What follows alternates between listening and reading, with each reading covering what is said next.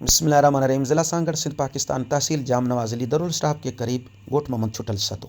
سیلاب 2022 اپنی تمام تر تباہیوں کے ساتھ ہر علاقے کو پانی میں ڈبوتا جا رہا تھا۔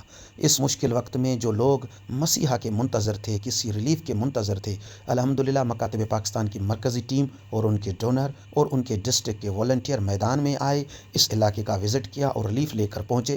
ریلیف تقسیم کرنے کے بعد ان سے سوال کیا گیا کہ آپ کو اور کیا چاہیے، تو انہوں نے یہی کہا کہ سر ہم بھوک سے لیں گے، پیاس برداشت کر لیں گے، جھگی میں چھپر میں گرے ہوئے مکان میں اپنا سایہ بنا کے زندگی بسر کر لیں گے، صرف ہمیں دو چیزیں چاہیے، ایک خانہ خدا جس میں ہم اللہ کی عبادت کریں، اور ایک اسکول جس میں ہمارے بچوں کا مستقبل سنور جائے۔